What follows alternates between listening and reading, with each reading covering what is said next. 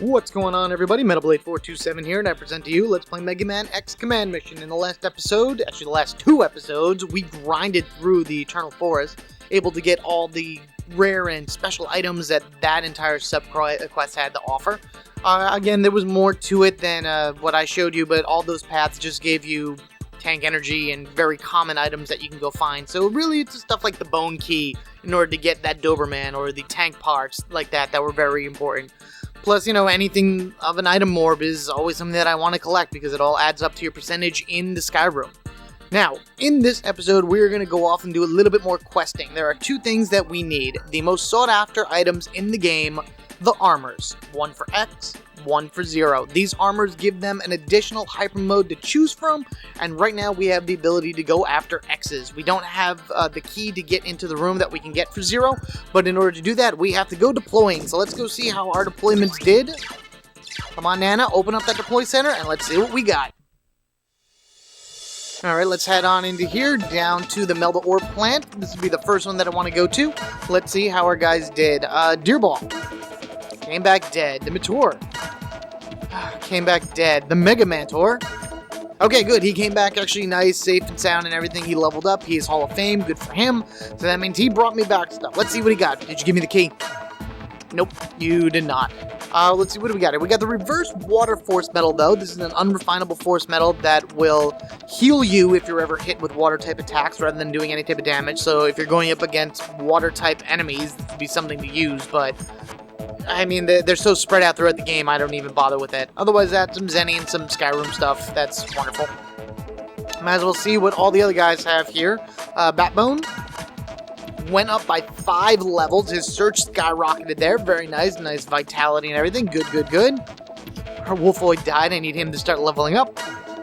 Oh, and our big monkey died too. Poor guy. So, Batbone is the star of this deployment. And he brought me back some okay stuff. Another figure token, some Zenny, some things for the Skyrim. I'll take it. Sounds good to me. Let's go on to the mine. And the Mega Tortoise. Oh, very good. He is 1 level away from Hall of Fame, so I should definitely make sure of that next round. Liquid Glob also went up a level. Very nice. I'm surprised we get a Liquid Glob. I wonder if we'd ever be able to get a Fire or an Glob or Electric Glob at some point. But no, it's just Liquid Glob. He's the only one that you have available. I don't know. Whatever. And the Degraver came back all nice, safe, and sound. This was a pretty successful run. All 3 of them came back all nice and healthy and whatnot. Liquid Glob is like fused into the arms and shell of the Megatortoise and the Degraver, but they must be all friends then. I have to make sure to send them all at the same time. And they came back with nothing but Zenny, which is not really that helpful for me, but whatever.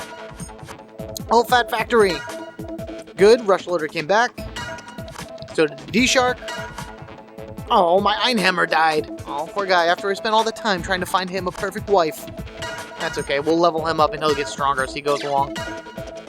Alright, so now the main goal right now is to send pretty much my best guys or get the best results possible from the Melba Ore plant. I need to get that key. That key is the most important thing to me right now. Once I get that, everything else is just kind of gravy. Because as you can see, there's still items, discs in other places. The Zenny I'm not really 100% worried about, only because there's always ways for me to get Zenny, and the amount that you get from here isn't really substantial. But it's the items and the discs that I need. So let me go through this and the guys, and I will meet you back here momentarily. Hold on a minute. Alright, that's everybody out and ready to go. Well, not everybody. That's all the current places that I can deploy, all full of deploys. And I've used all of my mechanoids that need to level up. So I'm crossing my fingers for some pretty good results. As apparently is Nana as well, as she was telling me through her own opinions of whatever I sent. Anyway, where are we heading to? We are heading to the Tiana camp. I don't know if you remember from, oh my god, I don't even know how many episodes ago, but there is a locked door in the Tiana camp that we can only access by using the Tiana key that we got from the deployment probably just as many episodes ago. So I will meet you there. We're going to go all the way down to the bottom. You're going to have to go down lifts 1, 2, 3, and 4 to pretty much the same level that you fought Silverhorn on. So it's going to be a bit of a journey, and you don't have to worry about it, and I will just meet you there. Ready for the cut. Here we go! Even with the Caution Force Metal on, there's still a lot of battles that you got to kind of push through, and I've just been running away from them. Makes it easier. Anyway, here I am down in Maze Area 1 of the Tiana camp. As you can see, went up lift 4 through the prison underneath area, lift 3 to the admissions, and all of the security measures that were in the building that you had to go through the first time you came through have been deactivated, so you don't have to worry about that. But it's still kind of obnoxious running through, the battles and whatnot, especially if you don't have a caution force medal that you made. Anyway, down in the bottom right, you can see the map of the section that we're in. You can see the locked door that we passed by before. So that is what we want to get to. That is over here. And maybe it'll jog your memory when you see it. Here it is, the red door that required the Tiana key in order to pop open. We have that. We're ready for it. Let's go through it. And we are brought to a fork in the road. You can either go left or you can go right. If this is your first time down inside of this secret area and you are, I'm going to say, level 25 or under, go left. Go left and then turn around and leave. Because at least if you go left, you can come over here and grab yourself a radar killer to use in your deployment center, who's pretty good to be honest with you, as well as a set of tank parts, in which case that for us brings us to a solid 800% sub-tank. So hooray, hoorah for that. That actually even opens up a new force medal for you to make, which I believe is auto recover. Yeah, that's it. Yeah, this is the one. With 800% force medal, you're able to make auto recover, which is pretty much like a X-Hard or a decoy that you can make for everybody, but it doesn't go away after you use it. So it just stays on your character, and if they die, they'll be automatically revived once. Or, right, characters at end of round is revived with at least 20% of max, right? It gets revived. Whatever, it doesn't really matter. Not that any of my characters really die, because I think the only time a character of mine actually died was Axel, and I forget what the circumstance it was, but it's recorded, so it's there for everyone to see.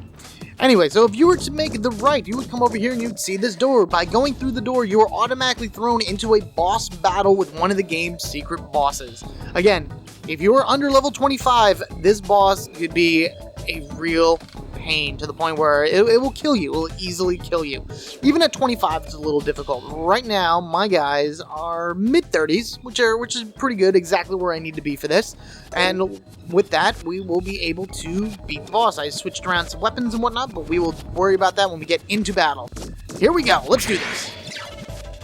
Step, step, and turn to heat. Just who are you? You caught a glance at my secret lesson, didn't you? Why, I can't believe this. You dirty little eensy-weensy. Unforgivable. It's time for your punishment. Behold, the myriad magical moves of the wondrous super idol, Rafflesia.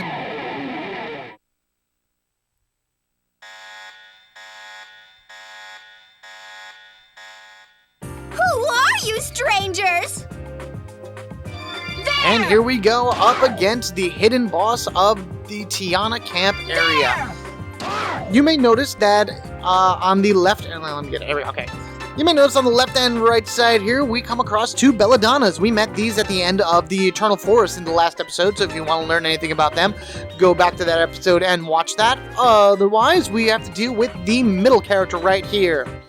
This is the Hidden Dancing Flower Reploid, Rafflesia. Again, that's a name that I make up because I think everyone should have a title.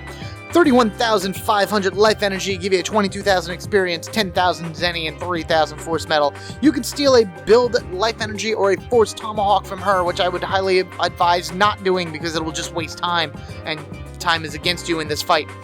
She will also drop figure tokens and tank parts at the end of the battle, so that's one towards the final 8 that we need in order to complete our sub-tank totals to get that 1,000 percentage.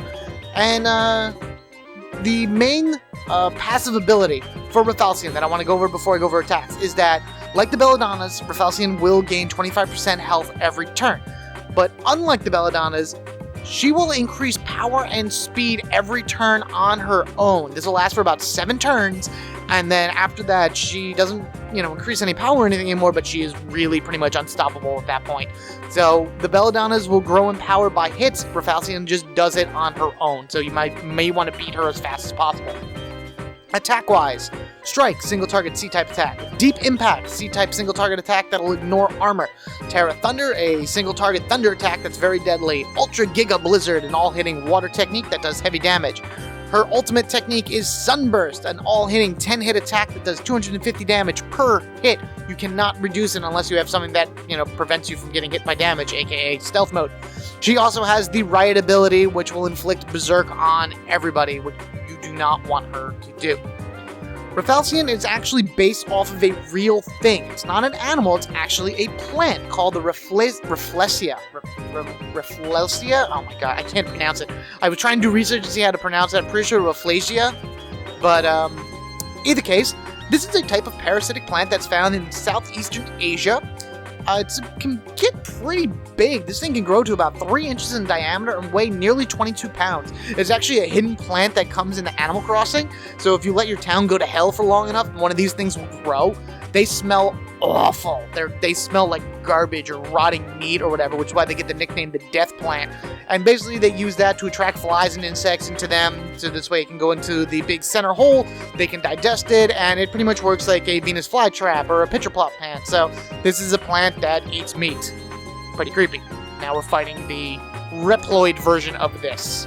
So what we want to do now is we want to make sure to beat Rafflesia first. Again, we don't have to worry about us doing any damage and her growing. We just have to make sure she gets as few turns as possible so she gains, as little stats as possible. I think what I'm going to do is I'm just going to jump to X-Fire right now, and I'm going to guard, so hopefully X will get a faster turn, because if he guards, he should have 100%. Yeah, okay, good. That's fine by me. All right, and now with Axel, we're going to throw him right into stealth mode. Transform!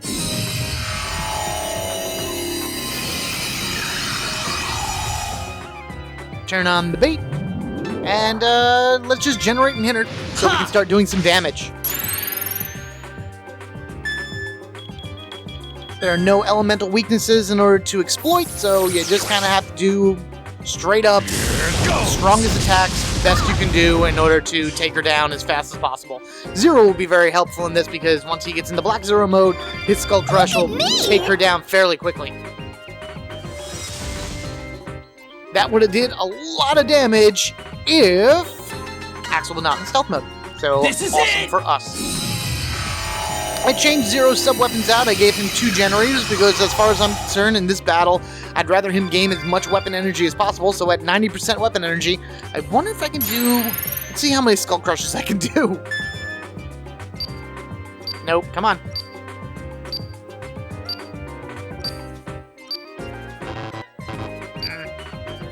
Oh, come on. That's all right. No big deal. Let's see. 1, 2, 3, 4, 5. All right, I did 5 of them. Not bad. I guarantee you at X's next turn, being that he'll have 100% weapon energy, he'll take down Rafflesia in one shot. So right here, as you can see, in the mid-30s, this is not really that bad of a boss. You just go in there with the proper preparations, and she can go down fairly quickly. Oh, okay, I'll take it. I'll take a final strike. Sure. Let's go. This is it. Do it. You little. Man, that X-Fire, that just gets so many hit combos on it. It's crazy. Hey! Alright, so now we just have to deal with the individual Belladonnas and their healing of every turn. So right now, what we're going to have to do is just kind of burn a turn or two and wait for... Yeah, I'm going to wait till X kind of regrows his weapon energy. But I don't have to do that about Zero because I can just use my 2 generators and we're at 83%. And I can Skull Crush him. Oh, come on. Oh no. Okay, my controller failed in every way, shape, and form. And in turn, I failed. So, whoops. Alright, bait, generate, burn, turn. We're gonna try that again because that was just really sad and not the best representation of what I could possibly do with Zero. Alright, 100%. I am gonna go after you. I wonder what a 100% Charge Collider will actually do. I mean, we beat them before, so this isn't exactly anything new. We should be able to beat them pretty well from here on out, so... How many turns does Axel have? He'd say it's more than 1. Alright, 2 rounds. That's perfect. I can deal with that. So we'll bait, generate, a wild jangle her. This should be enough to kill her, or at least possibly get her into a final strike mode. And then, hopefully, crossing fingers, I won't completely mess up Zero's command art, and I'll be able to defeat the other one. There we go, perfect. Final striker, finish her up. Full power, here goes! So with the combo that I have up and everything, my guys have taken minimum damage. If you don't have any type of combo like this that'll enable, the damage to be directed to where you want to, they can do a lot of damage fairly quickly. So you may want to be very careful about what it is that you come into here with. Alright, I need to concentrate. Here we go. I can do this. I can do this.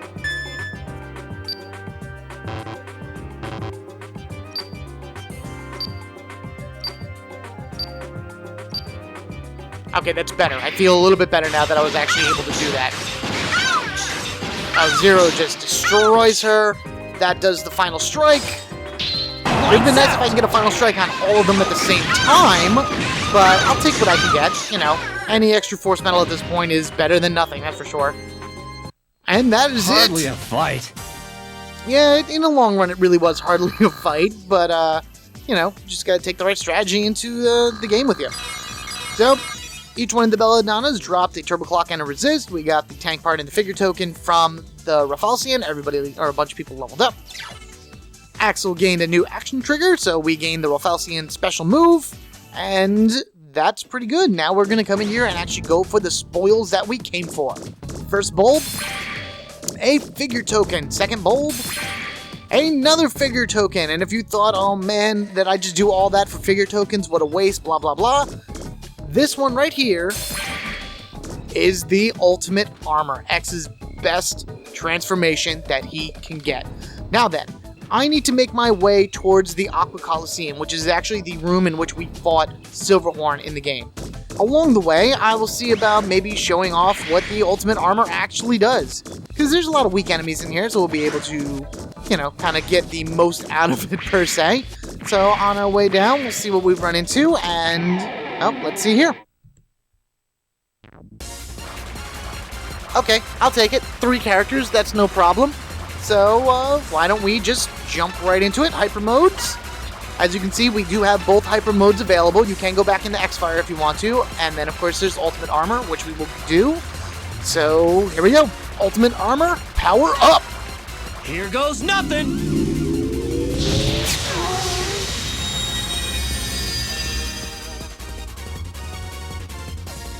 Inside of this awesome Ultimate Armor, X effectively comes a flying battle machine.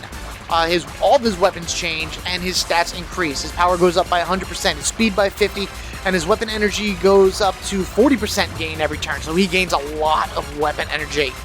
As far as his weapons go, the sub-weapons all change, so whatever you have on him has been changed once again. First, you have the Impact Cannon, an S-type attack that does 30% of X's power but ignores the shield stat, and looks like this. Alright, he's dead. Next one is the Strike Bullet, another S-type attack that does a 2-hit combo at 40% damage and doesn't ignore the shield but is 2-hit shot like this. And finally, you have the Buster, which changes to the Giga Crash, an S-type attack that does single target damage, dealing a guaranteed critical hit. And that looks like this! Take that! Oh man! I think we almost did 10,000 points of damage to that poor little fishy. But that is the basic weapons that X get when he is in X-Fire, Ultimate Armor mode. I am now going to burn turns until his round comes up again.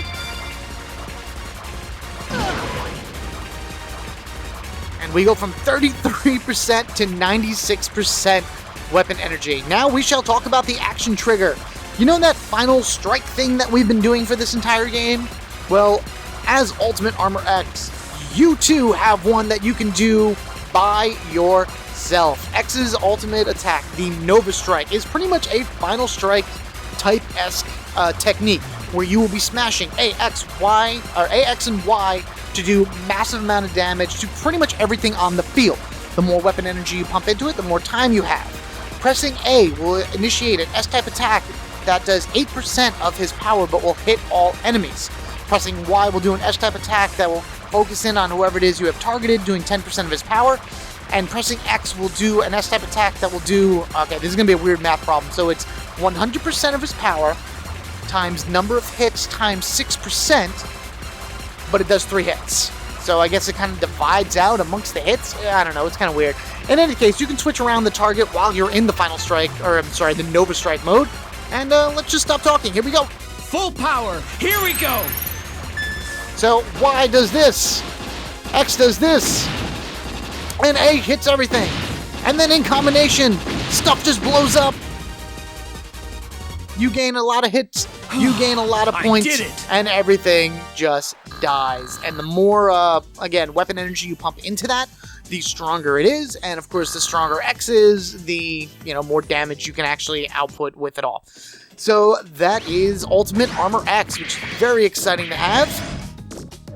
Once we get Zero's other transformation, then pretty much everything else in the game is done. Like, you don't have to worry about losing many battles, because between the two of them, they have the ability to wipe almost anything out. There's those weird things floating around the Tiana camp still. I guess they decided they didn't want to leave even after we liberated everybody from the camp. Alright, let's go around here. This is the dark room area. You should remember this, because this is where my Nana was trapped way long ago. The seat's still here, and stuff is still moving, but otherwise it's just it's the dark room. And then this is where we played Simon. So let's head over, whoops, wrong way. Let's head over this way. Might as well just show it, I'm still talking and I'm still moving along. Whoops, there we go. Makes me wonder if we're going to get into another battle as well, because if we do, I might as well show off Axel's new technique, the Rafflesian technique. But watch me not get into a battle now, after I got into a ton of battles beforehand. Yeah, because we're pretty much right here at the end. Here's the deep prison area. And then right through, whoops, here is the Aqua Coliseum entrance. And right next to us we have a Blowfish, but you need a mini battery in order to get him going. We gained a mini battery.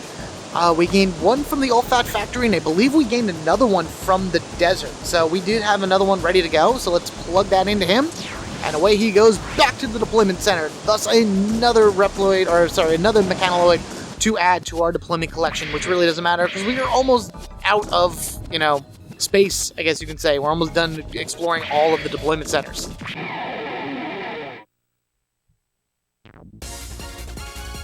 Alright, this is fine. I am going to actually take this time right here in this battle to show off Axel's Rafflesian technique. So let's generate, because I forget exactly how to do this, an action trigger. And I need to reach her, which is right below Incentive, so let's do AAX, YYY. There we go.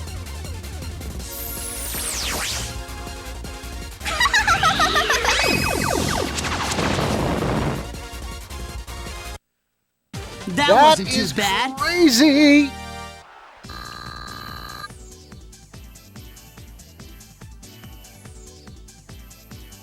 Okay, I was trying to look up something really quickly. I thought I had some notes to me. But as you can see, that was the Rafflesian move. Let's go into the status screen for Axel. Let's turn the page. And, whoops, there we go. Fires 10 missiles, inflicting 200 of direct damage. So, 200 damage 10 times. That's pretty much exactly what it's going to do every time. Not the most reliable thing, because I believe Incentives will do more. But it's nice for direct damage, especially things that have, blockages to, shields or S or C type attacks or things along that way. So, not a bad thing. Why don't we go into here? Let's switch them around. And we actually get a better look at the ultimate armor here with the giant cannons, the missiles on his shoulders, and then that little city thing that's on his back, which is really cool. It looks like a little city. You can see the little buildings and everything, and whatnot like that. They had a lot of other designs for X in this game for other armors that he was supposed to wear, and some of them looked really cool. You'll be able to find all that stuff in the Sky Room, which maybe I'll show off later or whatnot, but this is what we got as his best combination. So, I like it. I'm cool with it. He looks really cool. I like the scouter that he has on him. Alright, so that's pretty much it. Yeah, I'll call it now. Might as well, right? In the next episode, we will go after Zero's armor, so that's going to be really cool. Hopefully we'll be able to get the key from the deployment center for that. And, yeah, fight another sub-boss. Not sub-boss. Fight another hidden boss in the game. So, Rate, comment, subscribe as they ask you to do in almost every YouTube episode. I thank you guys for watching. I look forward to seeing you in the next episode where we will go after Zero's ultimate armor. It's not called the ultimate armor. It's called Absolute Zero. Pretty catchy name, I'd have to say, especially for Zero. Kind of fits in with his name, I would have to say. Again, apparently I have to say everything right now. I don't know. Whatever. Alright, guys. That's enough rambling. I will catch you all later.